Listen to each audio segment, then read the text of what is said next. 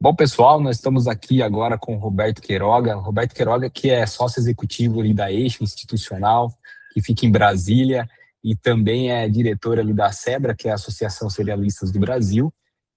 O objetivo desse bate-papo aqui é entender um pouco de como funciona o processo legislativo dentro de uma medida provisória. Nós temos aí o advento da medida provisória 1343, que está bagunçando um pouco o mercado, tá cada um ali tentando entender um pouco o que muda no dia a dia, mas, em geral, temos muitas dúvidas no processo legislativo do Brasil mesmo. Como que se dá ali uma medida provisória, o prazo de emendas, que já até passou, já sofreu emendas ali, e o que esperar agora aí para frente, né?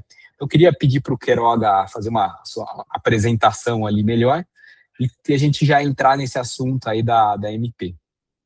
Tudo bom, Bruno? Prazer falar com vocês. Prazer é Realmente, nosso. essa medida provisória, essa 1343, ela chacoalhou o mercado aqui, né? Realmente, as expectativas estão gigantes sobre o futuro dessas operações de transporte.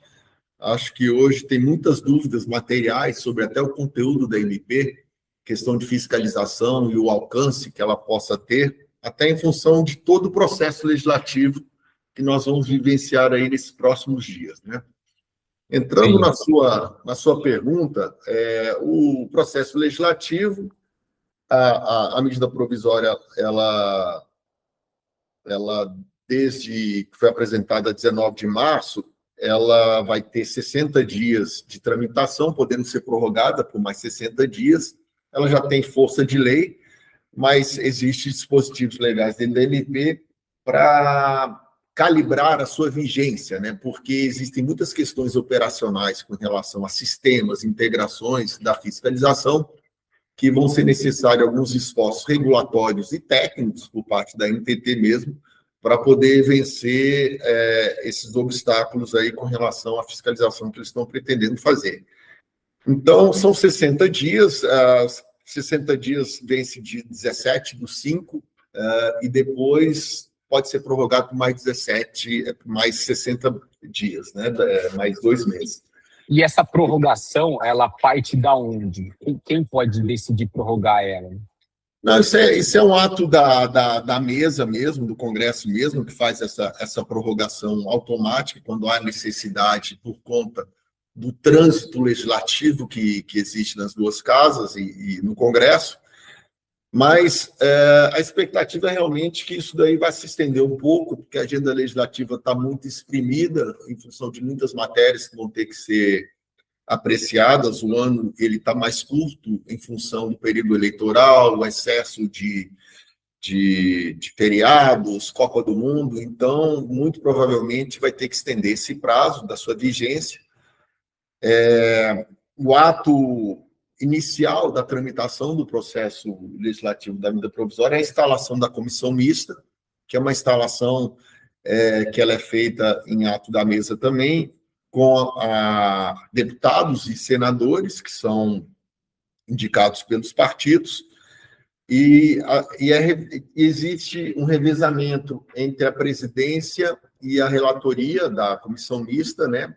Às vezes ela é da presidência da Câmara, então o relator é do Senado, às vezes o presidente é do Senado, o relator é da Câmara, e dessa vez vai ser a relatoria da Câmara dos Deputados e a presidência do Senado.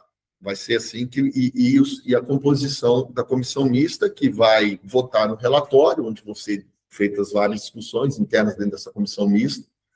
E esse relatório, ele é um resultado das emendas, porque nesse momento, né, já passou o prazo das emendas, né? Sofreram acho que 420 e tantas emendas ali. E agora eles olham e apreciam cada emenda, cada uma dessas 400. Exatamente. Foram 427 emendas apresentadas, emendas de todo tipo, né? Então, assim, o nosso próprio escritório sugeriu para alguns parlamentares apresentarem várias emendas. E, debruçado nessas emendas, o relator, junto com os membros da comissão, devem fazer algumas audiências para poder discutir, debater determinados temas afetos à MP, e depois será produzido um relatório pelo relator, e vai submeter à comissão, à votação da comissão, e depois será apreciado na Câmara dos Deputados, no plenário da Câmara, depois no plenário do Senado, e assim ir para a sanção presidencial.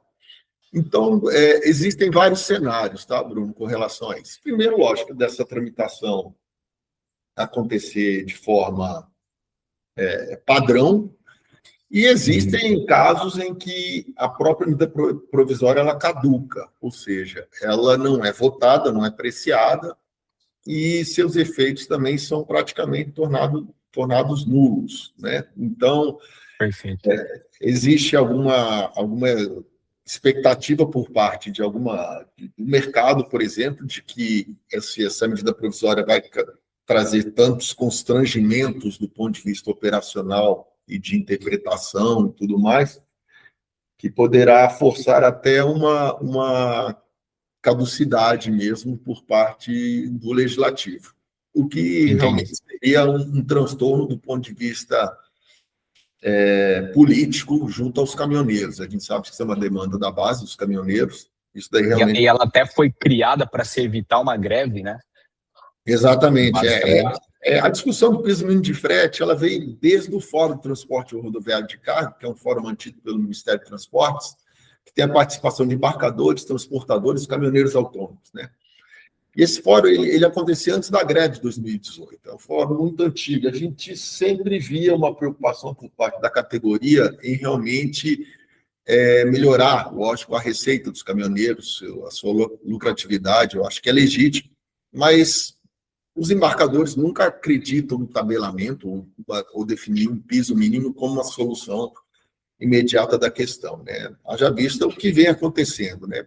Não estão cumprindo a lei. Isso daí está judicializado no STF, né? Há uma questão jurídica posta aí pelo STF, e realmente algumas empresas têm compliance muito consolidados, elas cumprem, mas às vezes seus concorrentes não cumprem, o que dá uma assimetria de mercado com relação à competitividade. Então, sempre a discussão do piso mínimo de frete sempre foi muito problemático, viu? Muito, muito problemático mesmo. E agora se acirrou em função dessa engenharia aí que a NTT está tentando fazer para fiscalizar o frete, e ninguém sabe o futuro disso. Perfeito. Então, o que esperar agora, assim, falando de um cronograma, nós temos agora um prazo para o relatório, né? Esse prazo ali, tem esses 60 dias que estão correndo, que provavelmente virem aí 120 dias. Finalizado esse prazo, é apresentado, então, o relatório. Nesse momento, eu acho que o mercado, enfim, e todos os parlamentares estão definindo quem seria esse relator, porque para ser o relator, ele precisa pedir ali a relatoria nessa Câmara Mista. Isso, já existe algumas conversas de bastidores de alguns deputados, alguns parlamentares já se apresentarem para ser relator, mas a decisão final vai ser da mesa mesmo com relação a quem vai relatar isso, né? Vai ser da presidência do Senado, né? Isso daí a própria comissão vai definir quem é que vai ser o relator disso. E também é uma discussão muito, já está posta, que é a regulamentação dessa medida provisória, tá? Existe a resolução a 6.077, 6.078 da NTT, que está tentando disciplinar aquilo tudo que foi produzido aí junto à medida provisória. Tem um vacatio legis, né, que é aquele período da sanção da lei até a sua efetiva vigência também, que ninguém sabe qual vai ser o componente que vai estar posto ali do ponto de vista operacional, realmente, se a lei realmente vai estar funcionando ou não, existe muita dúvida sobre isso. Sim. Até a definição tecnológica do CIOT, das ETCs, com relação aos contratos junto aos embarcadores, né, os embarcadores junto às ETCs, como a estrutura tecnológica vai suportar isso daí para poder realmente fazer a fiscalização que eles estão pretendendo. Então, assim, tudo que a gente vê dos prazos que estão sendo submetidos até ali colocados na resolução, tem a notificação até 90 dias. tem defesa, dá um prazo de 30 dias, na primeira instância, 240, 400 dias. Quer dizer, está tão elástica essa discussão. Uhum. Fico preocupado daquilo, de mais uma vez, que há uma expectativa muito grande aos caminhoneiros, e isso daí realmente não ser efetivado. Né? Existem alguns ensaios que nós estamos fazendo, e a gente acredita que até a primeira multa, com decisão definitiva mesmo, pode ser lavrada mesmo após 2028, para você ter uma ideia. Então, e não é porque é má vontade do regulador, não é porque é má vontade do operador ou do sistema que está posto, é porque existe realmente um período de adaptação tecnológica, um período de você recorrer mesmo com relação à multa. Então, isso daí pode criar uma frustração dentro do mercado dos caminhoneiros, o que eu acho isso daí muito complicado, porque eu, pessoalmente, não acredito nessa solução. Eu acho que o caminhoneiro tem que ser remunerado melhor, claro que tem, mas eu acho que é a forma que não está correta. Perfeito. E agora, entrando numa questão mais política, o governo num ano eleitoral, atendendo ali um desejo dos caminhoneiros, que já foi base eleitoral do governo e hoje ele perdeu boa parte dessa base, seria uma medida onde o governo traz uma medida provisória para entregar o desejo deles e acalmar os ânimos ali, tirar a greve, mas também transferir esse problema para o Congresso? Você enxerga que isso também pode ser uma forma ali que o governo entregou o que queria e, de repente, em algum momento ali ele sai dizendo, meu papel eu fiz, agora aqui é Congresso e discutam lá? Não, sem dúvida, Bruno, até porque a gente vê até pelo texto da medida provisória, ela possui erros assim realmente bem perceptíveis mesmo na sua base. E uma semana antes que antecedeu